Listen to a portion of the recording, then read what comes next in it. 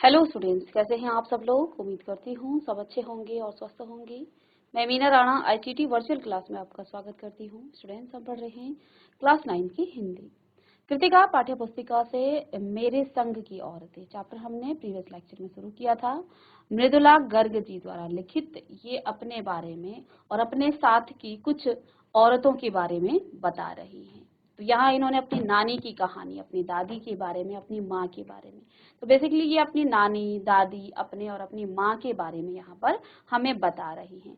आइए इस चैप्टर को हम समझते हैं। इस चैप्टर में हमने प्रीवियस लेक्चर में देखा मेरे संग की जो औरतें हैं, मृदुला गर्ग द्वारा लिखा गया एक संस्मरण है, यानी कि इसमें जो है ये अपनी कुछ बचपन की यादों को हमारे सामने प्रस्तुत कर रही है, जिसमें लेखिका ने अपनी 4 पीढ़ियों की महिलाओं के व्यक्तित्व, विचारों और जीवन जीने के तरीकों पर गहराई से ध्यान दिया है।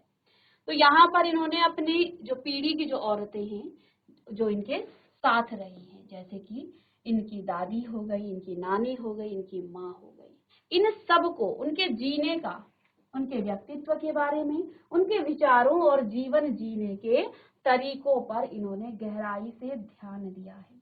लेखिका ने अपनी नानी, माँ और बहनों के अनुभवों को साझा करते हुए यह दर्शाया है कि परंपरागत तरीके से जीने वाली महिलाएं भी अपनी सोच और कार्यों से समाज में बदलाव ला सकती हैं।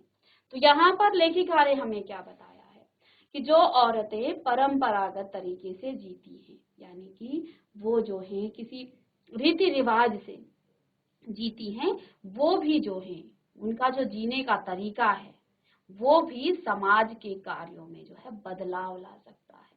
क्या कहा उन्होंने?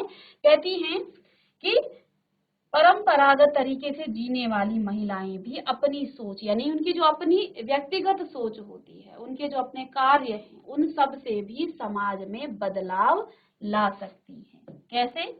इस संस्मरण में परंपरा और आधुनिकता के संतुलन, आत्मनिर्भरता, महिलाओं की भूमिका, संघर्ष और धैर्य की महत्ता और अकेलेपन में शक्ति का जो महत्व बताया गया है।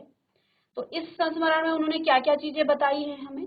कहती हैं कि परंपरा और आधुनिकता के संतुलन, जो पहले की जो परंपरा चल रही है और आज का जो मॉडर्न जो हमारा समाज है, जो हमारी सोसाइटी है, उसके संतुलन के बारे में बताया है, आत्मनिर्भरता के बारे में बताया है और महिलाओं की भूमिका, संघर्ष और धैर्य की महत्ता और अकेलेपन में शक्ति का महत्व बताया है।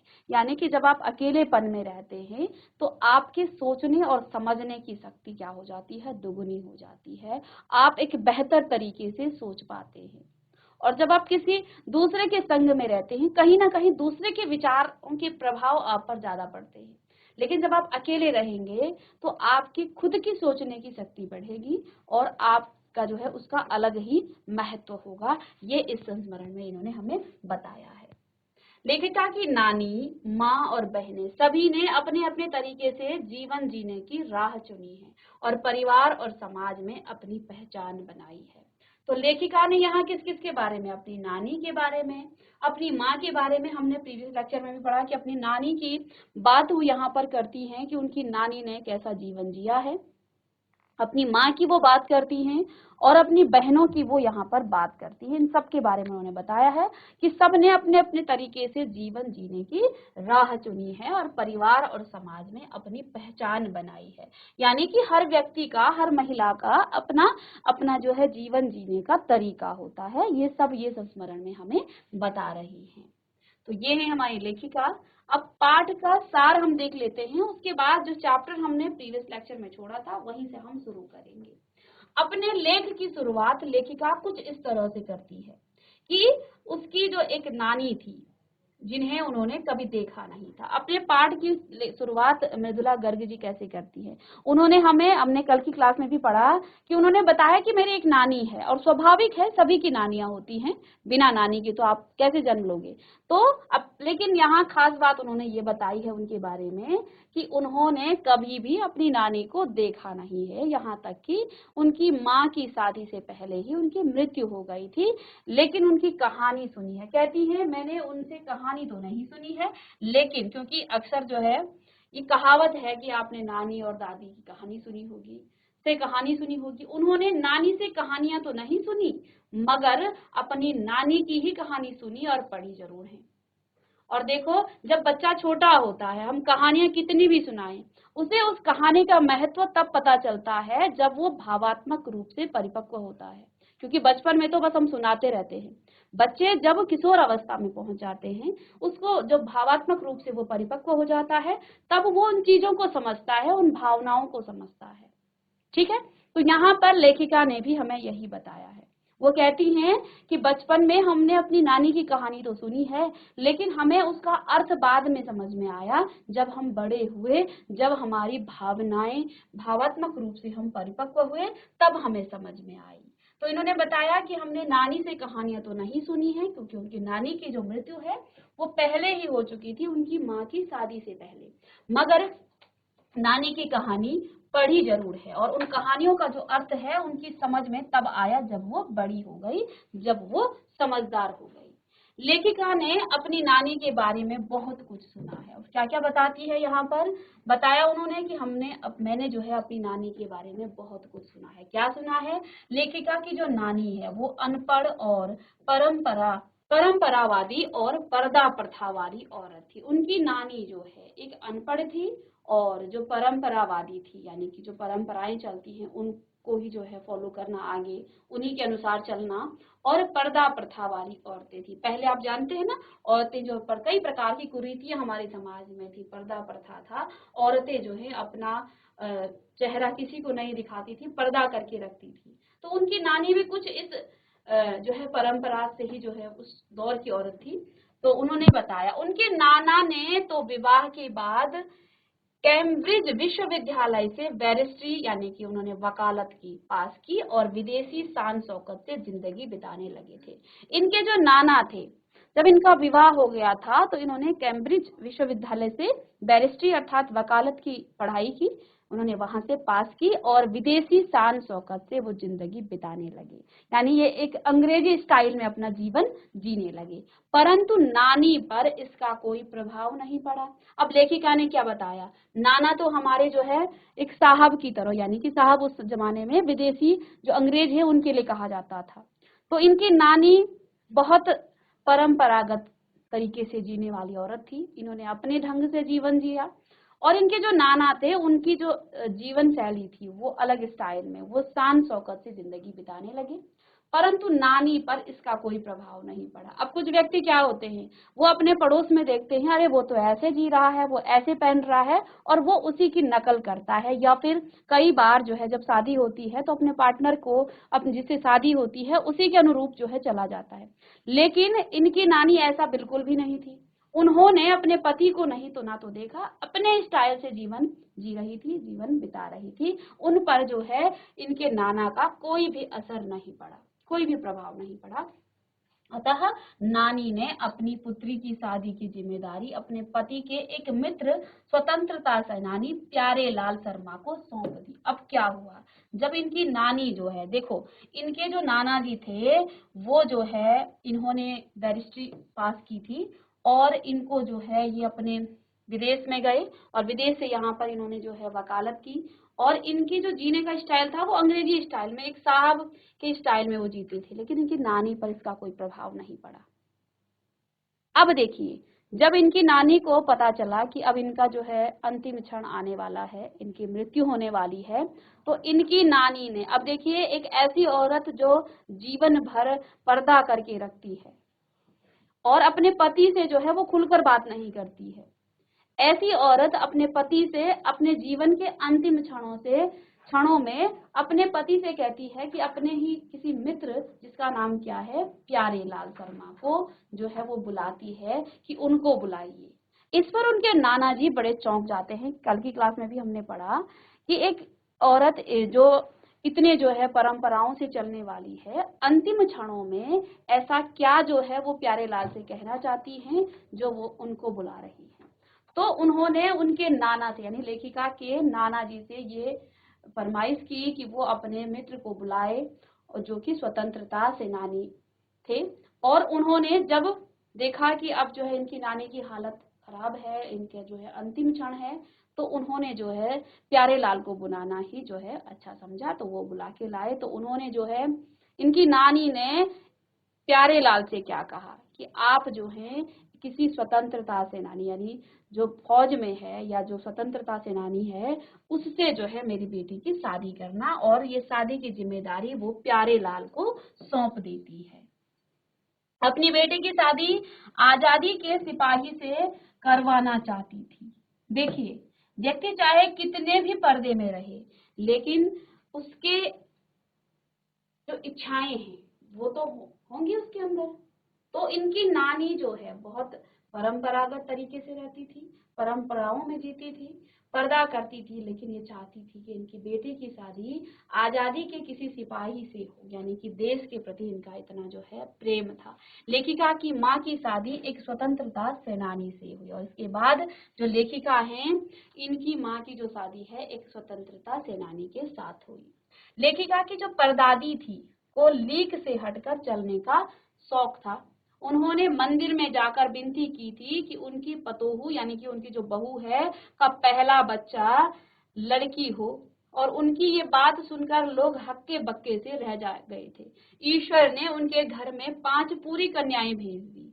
अब यहाँ पर इन्होंने क्या बताया, इनकी जो परदादी थी ना वो चाहती थी कि इनकी जो पतोहू है उनकी क्या हो, उनकी संतान बेटी हो, जबकि उस समय जो है बेटियों को मार दिया जाता था, या तो पेट में ही या तो पैदा होने के बाद। इस बात से वो चाहती थी कि उनकी पतोहू यानी उनकी बहू का पहला बच्चा लड़की हो। उनकी ये बात सुनकर लोग हक्के बक्के रह गए कि अब जो है ये कैसी सोच है इनकी। ईश्वर ने भी उनके घर में एक नहीं बल्कि पूरी 5 कन्याएं भेज दी। अब लेखिका बताती हैं कि एक बार घर के सभी लोग घर से बाहर एक बारात में गए हुए थे और घर में जागरण था। अतः लेखिका की दादी शोर मचने की वजह से दूसरे कमरे में जाकर सोई हुई थी। तभी चोर ने सेंध लगाई और उसी कमरे में घुस आया। पर दादी की नींद खुल गई। उन्होंने चोर से एक लोटा पानी मांगा। बूढ़ी दादी के हट के आगे चोर को झुकना पड़ा और वह कुएं से पानी ले आया। पर दादी ने आधा लोटा पानी खुद पिया और आधा लोटा पानी चोर को पिला दिया और कहा कि अब हम माँ बेटे हो गए हैं। अब तुम चाहे चोरी करो या खेती करो।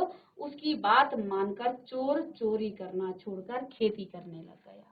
अब यहाँ पर लेखिका ने एक बार की बात बताई। क्या बात बताई, क्या घटना हुई कि एक बार जो है सभी लोग घर से बाहर गए हुए थे, एक बारात में गए हुए थे और घर में जागरण था। अतः लेखिका की जो दादी है वो शोर मचने की वजह से दूसरे कमरे में जाकर के सो गई। तभी क्या हुआ, घर में जो है चोर ने सेंध लगाई। चोर आया और उसी कमरे में घुस गया। पर दादी की नींद खुली और उन्होंने चोर से एक लोटा पानी मांगा। तो उनकी परदादी ने की जो नींद खुली तो उन्होंने एक लोटा पानी मांगा। बूढ़ी दादी के हट के आगे चोर को झुकना पड़ा। अब चोर भी जो है पानी लेने चला गया। वो पानी ले चोर को झुकना पड़ा और वह कुएं से पानी ले आया। परदादी ने आधा लोटा पानी खुद पिया और आधा लोटा पानी चोर को पिला दिया और कहा कि अब हम माँ बेटे हो गए। तो उस चोर को जो है इनकी परदादी ने क्या कहा कि अब तुम और हम, क्योंकि हमने एक ही लोटे से पानी पिया है, आधा मैंने पिया आधा तुमने पिया, अब तो हमारा रिश्ता जो है माँ बेटे का हो गया है। अब तुम चाहे चोरी करो या खेती करो। उसकी बात मानकर यानी उसे जो है क्या कहा कि भाई मैं तो तुम्हारी माँ हो गई, तुम मेरे बेटे हो गए, अब चाहे तुम चोरी करो या खेती करो, ये तुम्हारी मर्जी है।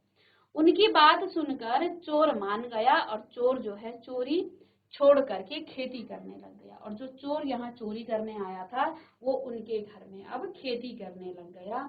इन्होंने जो है अपना बेटा बना दिया उसे। ठीक है।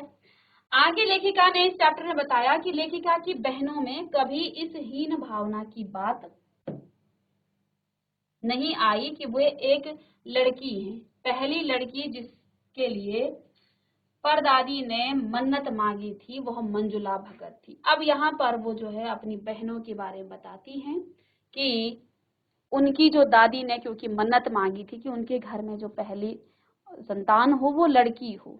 तो अब क्या कहती हैं कि लेखिका की बहन में कभी इस हीन भावना की बात नहीं आई कि वे एक लड़की है।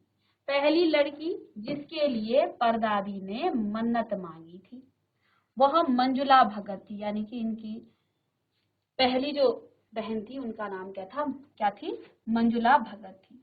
दूसरे नंबर की लड़की खुद लेखिका जिनका नाम मृदुला गर्ग था। तो इनकी दूसरी बहन कौन थी, मृदुला गर्ग थी। घर का नाम उमा था, इनका घर का नाम क्या था, उमा। तीसरी बहन का नाम चित्रा और उसके बाद रेणु और अचला नाम की बहनें थी। इन 5 बहनों के बाद एक भाई जिसका नाम था राजीव। तो यहाँ इस पैरा में उन्होंने अपनी बहनों के बारे में बताया है कि जिस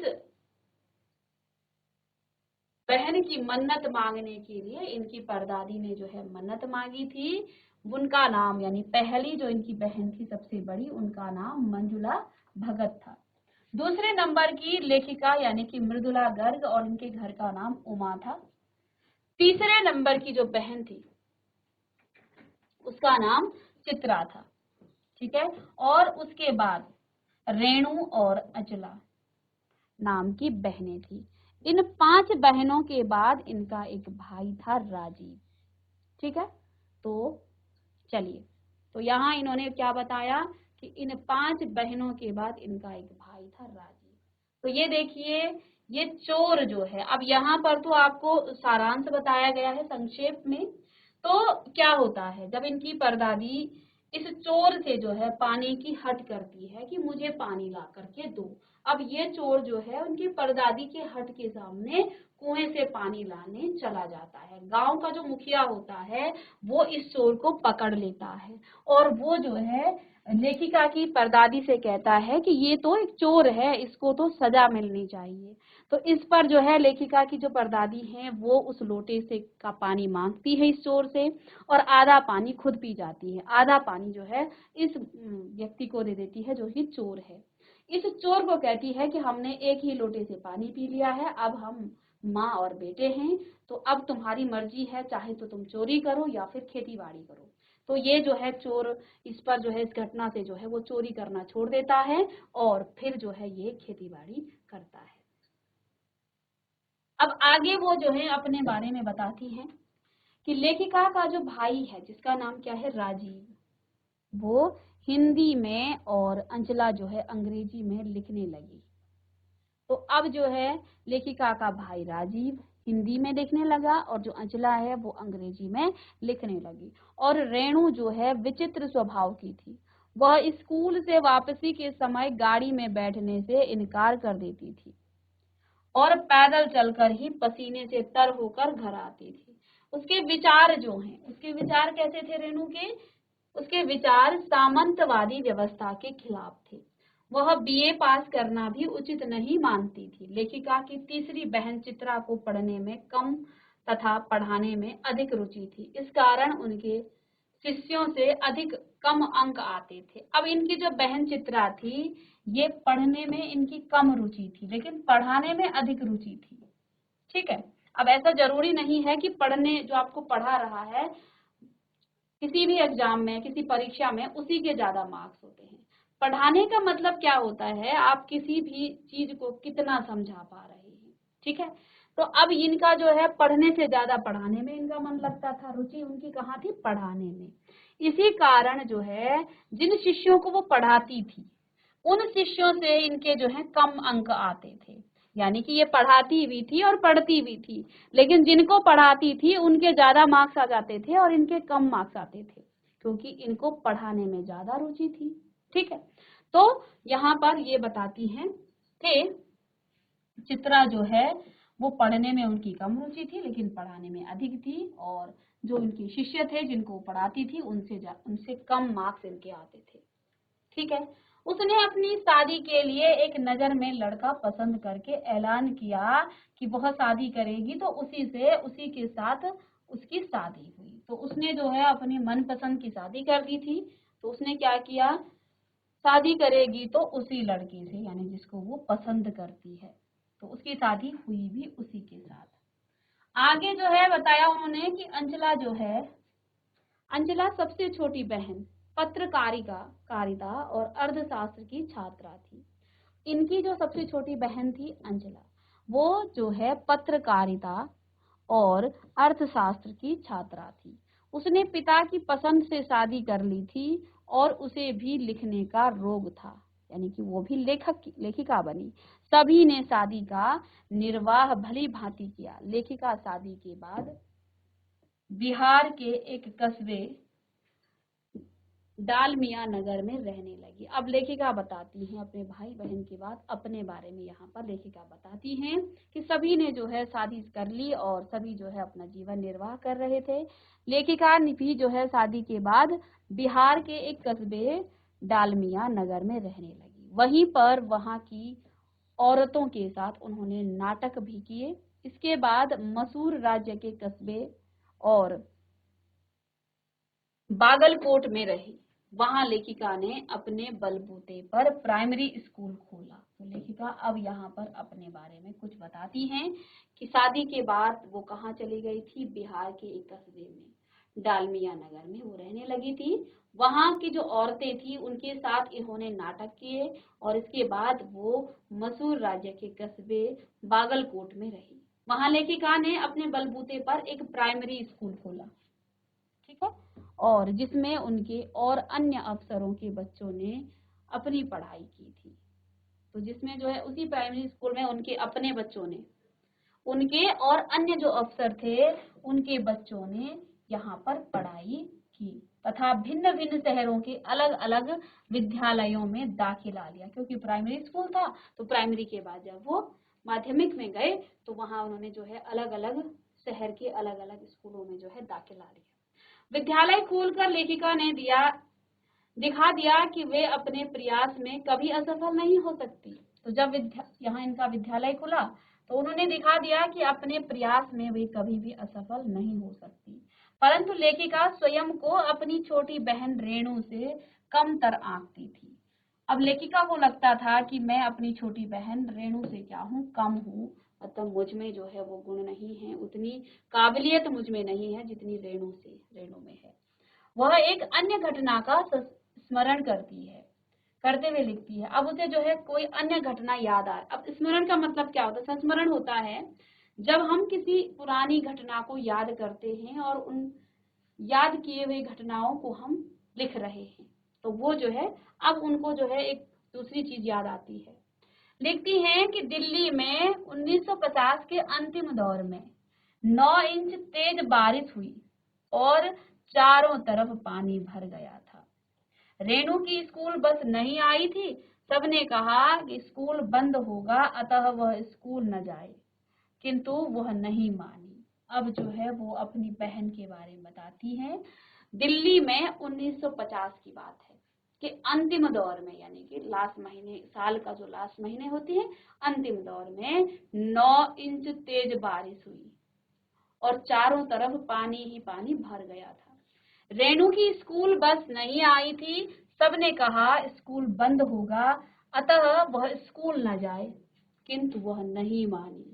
अब इनकी बहन जो इनसे छोटी थी, जिनको वो कहती हैं कि मुझे जो है लगता है कि मैं रेणु से जो हूँ कुछ कम हूँ, कुछ काबिलियत मुझ में जो है रेणु से कम है। तो उनकी स्कूल की बस नहीं आई। सबने इनसे कहा कि शायद आज स्कूल नहीं होगा, स्कूल मत जाओ, स्कूल बंद होगा, अतः वह स्कूल न जाए, किंतु वह नहीं मानी। लेकिन रेणु नहीं मानी। अपनी धुन की पक्की वह 2 मील पैदल चलकर स्कूल गई और स्कूल बंद होने पर वापस लौट कर आई। लेखिका मानती है कि अपनी धुन में मंजिल की ओर चलते जाने का और अकेलेपन का कुछ और ही मजा होता है। तो यहाँ पर इन्होंने अपनी बहन के बारे में बताया कि सबने कहा कि नहीं जाना, स्कूल बंद होगा, लेकिन इन्होंने जो है अपनी धुन में वो चली गई और अपनी तसल्ली करके देख के आई कि हाँ स्कूल नहीं है। तो इस पर भी लेखिका ने बताया कि अपनी धुन में जो है चलना और अकेलेपन का जो है कुछ अलग ही मजा होता है। ठीक है, तो ये इस कहानी के बारे में यहाँ पर हमें बताया गया। इसमें उन्होंने अलग अलग पात्रों के बारे में बताया, अपने नानी के बारे में, अपनी परदादी के बारे में, अपनी माँ के बारे में, और स्वयं अपने साथ की जो है कुछ औरतों के बारे में, अपनी बहनों के बारे में। तो ये है मेरे साथ की कुछ औरतें, और इन सब का जो है जीवन यहाँ पर उन्होंने कुछ घटनाएं बताई हैं जो याद करती हैं और हमें हमारे सामने प्रस्तुत करती है। तो देखिए मुख्य विषय क्या है इसका। अध्याय का जो मुख्य विषय है वो प्राकृतिक आपदाओं के प्रभाव और गांव व शहर के जीवन में उनके अनुभवों के अंतर पर केंद्रित है। बाढ़ के समय गांव के लोगों की जो दयनीय स्थिति है, ये जो है आपका। चलिए, इस कहानी से हमें शिक्षा क्या मिलती है। इस संस्मरण से हमें यह शिक्षा मिलती है कि हमें परंपरा और आधुनिकता का संतुलन बनाए रखना चाहिए। ऐसा नहीं है कि हम मॉडर्न बन गए हैं तो हम अपनी परंपराओं को भूल जाएं।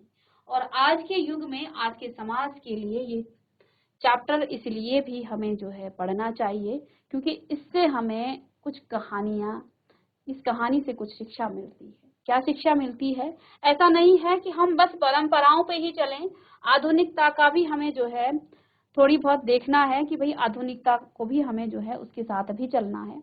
लेकिन इसका मतलब ये नहीं हो जाता है कि परंपराओं को छोड़ दें और आधुनिकता की दौड़ में हम अपने सब कुछ भूल जाएं। अपनी संस्कृति को हमें याद रखना चाहिए। तो इनके बीच जो है संतुलन बनाए रखना चाहिए। हमें आधुनिक भी होना है लेकिन अपनी परंपराओं के से जो है अपना जीवन यापन करना है, उन परंपराओं को भी नहीं भूलना है, तो उसे भी हमें बनाए रखना चाहिए। आत्मनिर्भर बनकर अपने सपनों को पूरा करना।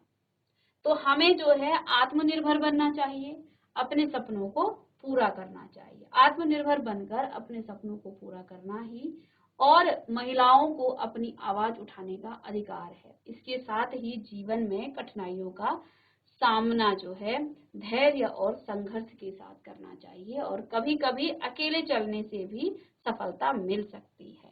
तो ये कहानी से हमें जो है यहाँ पर शिक्षा मिलती है। और अब आप कुछ शब्दावली यहाँ पर लिख लीजिएगा। तो ज्ञान नहीं है, ये है आपका जाहिर।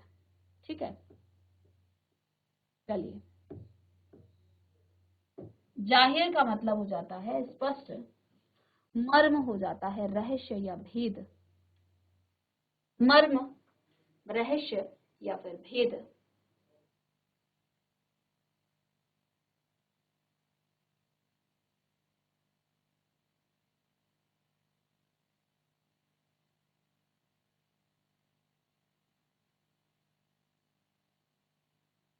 पर्दा नर्शी यानी कि पर्दा करने वाली। पर्दा नरसी अर्थात पर्दा करने वाली कौन थी? उनकी नानी। इजहार, व्यक्त करना, प्रकट करना। इजहार अर्थात व्यक्त करना या प्रकट करना। मुहस्तौर, तो बहुत बोलने वाली। लिहाज अर्थात व्यवहार, मजाक, नजाकत। सुकुमारता, नजाकत अर्थात सुकुमारता। हैरत अंगेज, आश्चर्यचकित। हैरत अंगेज, आश्चर्यजनक या आश्चर्यचकित भी कह सकते हैं, या आश्चर्यजनक। फर्मा बरदार, आज्ञाकारी। फर्मा बरदार यानी कि आज्ञाकारी। जुनून होता है सनक। जुनून यानी कि सनक। दरअसल, वास्तव में। बासिंदों, निवासियों। अभिभूत, वशीभूत। अभिभूत, वशीभूत। ख्वाहिश, इच्छा। ख्वाहिश, इच्छा। रजामंदी, स्वीकार करना। मुस्तैद, चुस्त। फायदा यानी लाभ।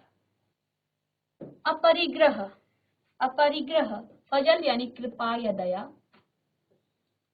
फजल कृपा या दया। अपरिग्रह होता है संग्रह न करना, पोशीदा गुप्त रखना या फिर छिपाना, पोशीदा गुप्त रखना या छिपाना। वाजिब उचित, बदस्तूर नियम पूर्वक। आरजू अर्थात इच्छा, आरजू अर्थात इच्छा।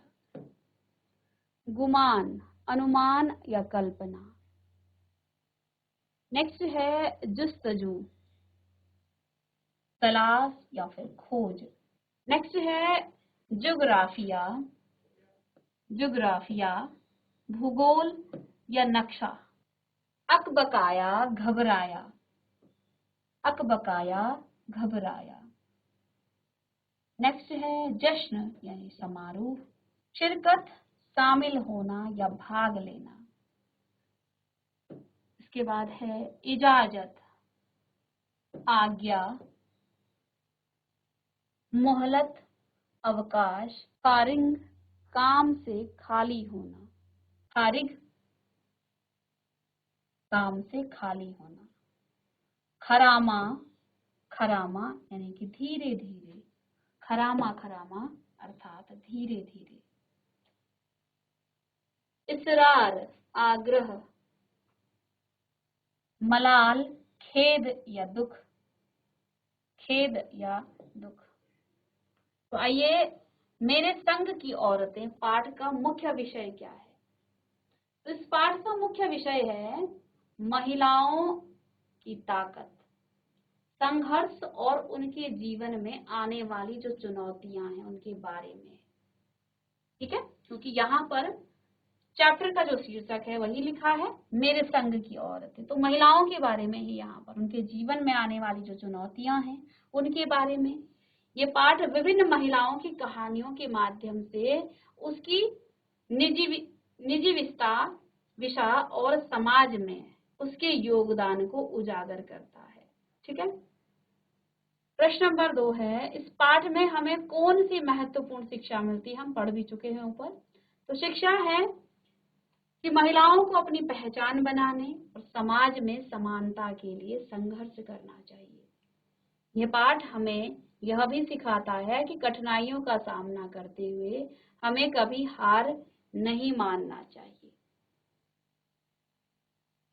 नेक्स्ट प्रश्न, मेरे संघ की औरतों में किस प्रकार की महिलाएं शामिल हैं। तो मेरे संघ की औरतें में विभिन्न पृष्ठभूमि से आने वाली महिलाएं शामिल हैं, जैसे कि गृहिणियाएं, कामकाजी महिलाएं और समाज सेवा में सक्रिय महिलाएं। इनकी कहानियां हमें उनके अदम्य साहस और संघर्ष के बारे में बताती हैं। तो यहाँ गृहिणियों के बारे में, कामकाजी महिलाओं के बारे में और जो समाज सेवा में सक्रिय महिलाएं हैं उन सभी के बारे में यहाँ पर बात की गई है। और ये कहानियां हमें जो है उनके अदम्य साहस और संघर्ष के बारे में बताती हैं। तो यहाँ किसी विशेष घटना का उल्लेख किया गया है। तो विशेष घटना क्या है। हाँ, इस पाठ में कई विशेष घटनाओं का उल्लेख किया गया है, जैसे कि महिलाओं द्वारा सामाजिक और आर्थिक समस्याओं का सामना करना और उनके साथ द्वारा किए गए संघर्ष जो उनकी क्षमता और साहस को प्रदर्शित करते हैं। ठीक है, और एक अंतिम प्रश्न यहाँ पर, मेरे संघ की औरतें पाठ किस प्रकार की भाषा शैली में लिखा गया है। तो देखिए इसकी भाषा शैली क्या है इस पाठ की। तो इसमें जो है स्पष्ट भाषा में लिखा गया है जिससे पाठक आसानी से समझ सके। इसमें भावनात्मक गहराई और वास्तविकता का समावेश है, क्योंकि ये जो है लेखिका और उनके संघ की जो औरतें हैं जिसमें उनकी परदादी, नानी, उनकी माता, इन सभी का जिक्र हुआ है। तो वास्तविकता है इसमें, इन सभी का समावेश है जो पाठ को और भी प्रभावशाली बनाता है। ये कोई कहानी नहीं है बल्कि ये वास्तविक कहानी है लेखिका और लेखिका के संघ की जो और औरतें हैं उनके बारे में ये चैप्टर लिखा गया है। तो ये चैप्टर हमने पढ़ लिया, इसका सारांश हमने पढ़ लिया है। मिलते हैं नेक्स्ट लेक्चर में एक नए चैप्टर के साथ, तब तक के लिए थैंक यू।